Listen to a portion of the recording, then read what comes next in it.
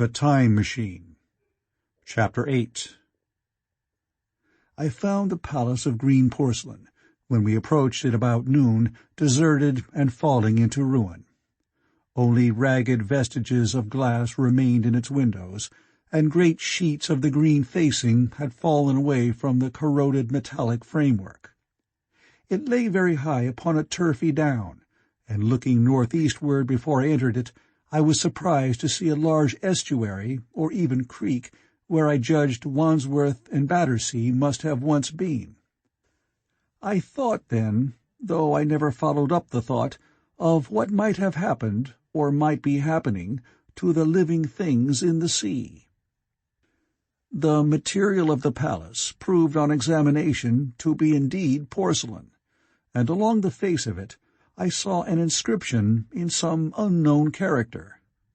I thought, rather foolishly, that Weena might help me to interpret this, but I only learned that the bare idea of writing had never entered her head.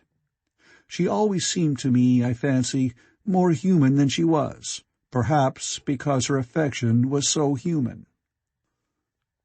Within the big valves of the door, which were open and broken, we found, instead of the customary hall, a long gallery lit by many side windows. At the first glance I was reminded of a museum. The tiled floor was thick with dust, and a remarkable array of miscellaneous objects was shrouded in the same grey covering. Then I perceived, standing strange and gaunt in the centre of the hall, what was clearly the lower part of a huge skeleton. I recognized by the oblique feet that it was some extinct creature after the fashion of the megatherium. The skull and upper bones lay beside it in the thick dust, and in one place, where rainwater had dropped through a leak in the roof, the thing itself had been worn away. Further in the gallery was the huge skeleton barrel of a brontosaurus. My museum hypothesis was confirmed. Going towards the side, I found what appeared to be sloping shelves, and clearing away the thick dust, I found the old familiar glass cases of our own time. But they must have been airtight, to judge from the fair preservation of some of their contents. Clearly, we stood among the ruins of some latter-day South Kensington. Here, apparently, was the paleontological section, and a very splendid array of fossils it must have been, though the inevitable process of decay that had been staved off for a time, and had, through the extinction of bacteria and fungi, lost 99/100ths of its force, was nevertheless with extreme sureness, if with extreme slowness, at work again upon all its treasures. Here and there I found traces of the little people in the shape of rare fossils broken to pieces, or threaded in strings upon reeds. And the cases had in some instances been bodily removed, by the Morlocks as I judged. The place was very silent. The thick dust deadened our footsteps. Weena, who had been rolling a sea urchin down the sloping glass of a case, presently came as I stared about me, and very quietly took my hand and stood beside me. And at first I was so much surprised by this ancient monument of an intellectual age that I gave no thought to the possibilities it presented. Even my preoccupation about the time machine receded a little from my mind. To judge from the size of the place, this palace of green porcelain had a great deal more in it than a gallery of paleontology, possibly historical galleries. It might be even a library. To me, at least in my present circumstances, these would be vastly more interesting than this spectacle of old-time geology in decay.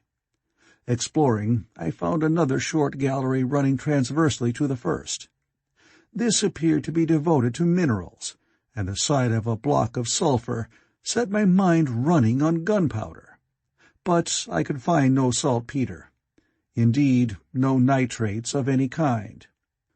Doubtless they had deliquesced ages ago. Yet the sulphur hung in my mind, and set up a train of thinking. As for the rest of the contents of that gallery, though on the whole they were the best preserved of all I saw, I had little interest. I am no specialist in mineralogy, and I went on down a very ruinous aisle running parallel to the first hall I had entered. Apparently, this section had been devoted to natural history, but everything had long since passed out of recognition. A few shriveled and blackened vestiges of what had once been stuffed animals, desiccated mummies in jars that had once held spirit, a brown dust of departed plants, that was all. I was sorry for that, because I should have been glad to trace the patent readjustments by which the conquest of animated nature had been attained. Then we came to a gallery of simply colossal proportions, but singularly ill-lit, the floor of it running downward at a slight angle from the end at which I entered. At intervals, white globes hung from the ceiling, many of them cracked and smashed, which suggested that originally the place had been artificially lit. Here I was more in my element, for rising on either side of me were the huge bulks of big machines, all greatly corroded and many broken down, but some still fairly complete. You know, I have a certain weakness for mechanism, and I was inclined to linger among these, the more so as for the most part they had the interest of puzzles, and I could make only the vaguest guesses at what they were for. I fancied that if I could solve their puzzles, I should find myself in possession of powers that might be of use against the Morlocks. Suddenly Weena came very close to my side, so suddenly that she startled me. Had it not been for her, I do not think I should have noticed that the floor of the gallery sloped at all. Footnote: it may be, of course, that the floor did not slope, but that the museum was built into the side of a hill. Editor. The end I had come in at was quite above ground, and was lit by rare, slit-like windows. As you went down the length, the ground came up against these windows, until at last there was a pit, like the area of a London house before each, and only a narrow line of daylight at the top. I went slowly along, puzzling about the machines, and had been too intent upon them to notice the gradual diminution of the light, until Weena's increasing apprehensions drew my attention. Then I saw that the gallery ran down at last into a thick darkness. I hesitated, and then, as I looked round me, I saw that the dust was less abundant, and its surface less even. Further away towards the dimness, it appeared to be broken by a number of small, narrow footprints. My sense of the immediate presence of the Morlocks revived at that. I felt that I was wasting my time in the academic examination of machinery. I called to mind that it was already far advanced in the afternoon, and that I had still no weapon, no refuge, and no means of making a fire. And then, down in the remote blackness of the gallery, I heard a peculiar pattering, and the same odd noises I had heard down the well. I took Weena's hand. Then, struck with a sudden idea, I left her and turned to a machine from which projected a lever not unlike those in a signal box.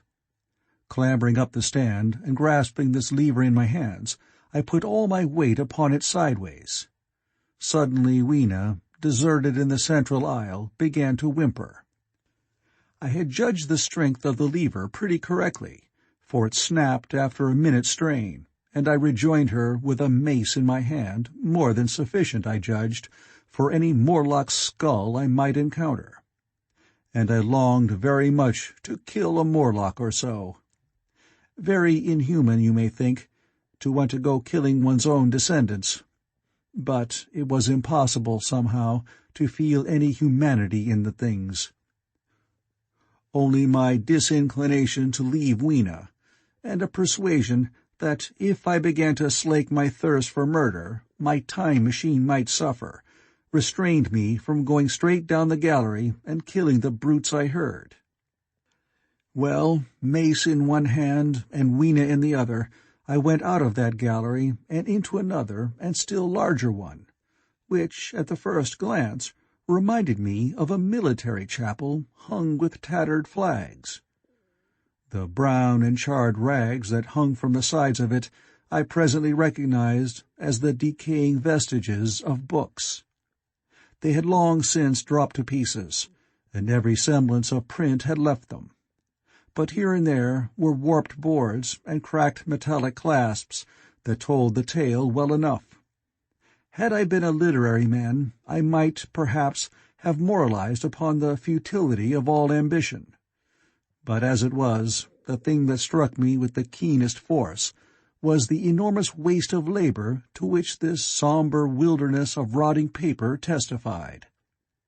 At the time, I will confess that I thought chiefly of the Philosophical Transactions and my own 17 papers upon physical optics. Then, going up a broad staircase, we came to what may once have been a gallery of technical chemistry, and here I had not a little hope of useful discoveries.